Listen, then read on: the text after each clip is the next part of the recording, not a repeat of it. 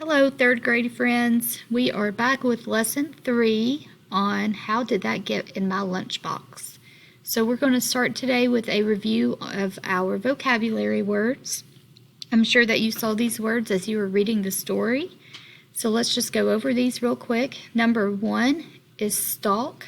A stalk is the main stem of a plant. The sunflower grew on a tall, thick stalk that reached up past my head. Number 2, dairy.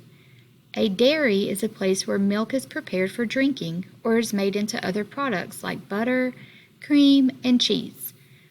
We visited a dairy where goat milk is turned into cheese. Number 3, curds. Curds are the lumps that form in milk when it turns sour. Ew, that's gross. I'm sure you've seen that in your refrigerator at some point. I know I have. So here's the sentence they gave us. This milk is definitely too old to drink because it's full of curds. Number 4, tingly. Something that feels tingly stings a little or feels prickly. My arm still feels tingly in the spot where the bee stung me. I know I have experienced a bee sting before, and you probably have as well. And it does still tingle even afterwards. You still feel that little sting every so often. And then number 5, you have the word scarlet. If something is scarlet, it is a bright red color. The male cardinal is a bright scarlet bird, and the female cardinal is a duller reddish brown. Okay, and the last vocabulary word, number 6, is grove.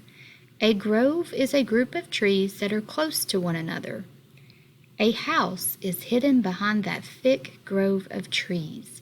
So in this sentence, you have a bunch of trees gathered together that are kind of covering up the view of the house. Sometimes you may have a bunch of apple trees growing close together, and we will call it an apple grove or an orchard. With a grove of apple trees and an orchard with a grove of orange trees. Okay? The next thing we're going to talk about before you reread your story today are context clues. So context is the words and sentences around another word. Context clues are words that help you understand the meaning of an unfamiliar word. I know as I read, still to this day, I sometimes come across big words that I'm not sure what they mean, and they're hard for me to understand. So I use context clues still every day. Sometimes context clues give a definition of the word. Other times they give an example that will help you understand the word's meaning. Context clues may also help you make an inference or a smart guess about the word's meaning. And over here they've given us examples. So number 1, the hedgehog is an omnivore with a diet of both meat and plants. Now I'm sure being in 3rd grade that you know what an omnivore is, but what if you were a 1st grader and you weren't sure what that word meant? If you read on in the sentence, it tells you a diet of both meat and plants. So you begin to think, oh, I see. If a hedgehog is an omnivore, that means it eats both meat and plants. Number 2, it's not a good idea to procrastinate before a test. If your teacher told you that, you may be thinking, what is she talking about procrastinate? But if you read on here, it says the more you delay, the less time you have to study. So delay means to wait or to put off. So the longer you delay before a test or put off studying, the less time you have, and that's not a good idea. Number 3, Mirelle pivoted on the ice as she turned her skate blades. As she turned, her skate blades flashed in the light. So here you have the word pivoted, and if you read on, and it says, and as she turned. So pivoted, when she pivoted on the ice, that's telling us that she turned her skate blades. She made a turn. Okay, so you can use these context clues. If you're not understanding a certain word that you're reading in a text, use these context clues to help you. Okay, and the next thing that we need to go over today is an anchor chart on text structure. So it says, authors choose text structures that best fit their purposes for writing a text. Sometimes an author may write to compare and contrast, tell how things are different or how they're alike. It says here, the comparison and contrast text structure helps authors describe how things are alike and how they are different. You may see these transition words in a compare and contrast text. Words such as but, both, however, and. Sometimes an author writes for cause and effect. Here it says the author's purpose is cause and effect to explain to you what happened and why it happened. You will find transition words in cause and effect structure such as because, so, in order to, and as a result of. Sequence is another one, and you have seen this one a lot. You've even used this in your own writing. So an author's purpose here may be to help explain events in a certain order. So they sequence the order of events. And the transition words that you're going to find in that text would be before, first, next, then, last, and after. And the fourth one is problem and solution. I'm sure you've read lots of stories where the author's purpose was to help explain a problem and then how it is solved. Transition words that you would see in one of those texts would be problem, solution, difficulty, or the answer is. Those would be your clues to finding the author's choice of text structure, which then fits their purpose for writing the text. So you're getting two things there. You're getting the text structure and then the author's purpose. Okay, so now that we have these four choices, we're going to look at our story on how did that get in my lunchbox. And if you'll look at your story,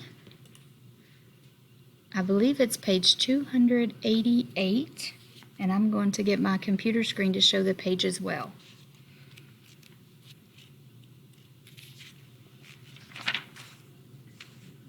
Yep, 288.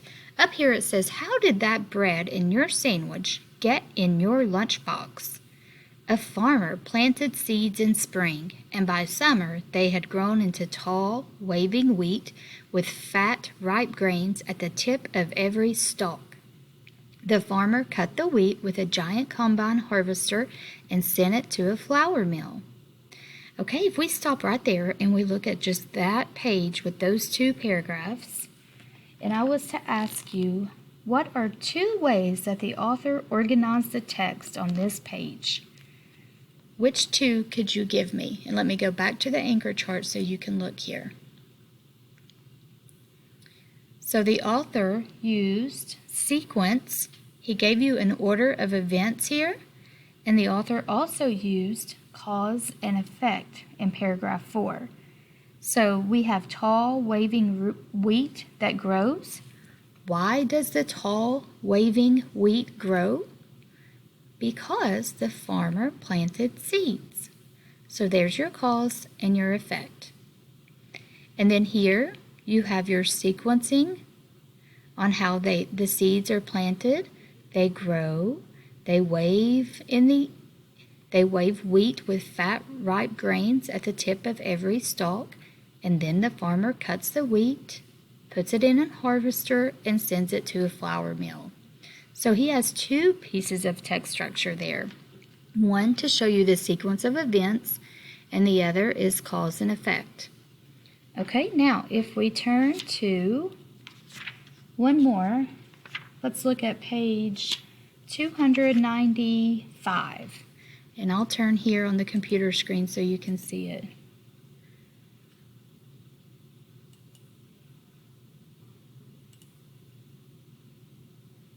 Here we go. So this one is how did the apple juice get into your lunchbox? So if you look at page 295, it says, a truck took the bins to the juice factory where sorters threw out any rotten apples. And then here he has these boxes labeled with numbers. Number 1, then a machine washed the rest. Number 2, and mashed them in a milling machine, seeds, skin, and all. Number 3, a huge press squeezed the mash till all its juice ran out. Number 4, a heater warmed up the juice to kill off any germs. And number 5, they poured it into the cartons. So here, the main text structure in paragraphs 18 through 22 are sequencing. The author is showing you step by step on how the apples on a tree are turned into juice. Okay? All right, guys, I will leave you to read the story again independently, and happy reading.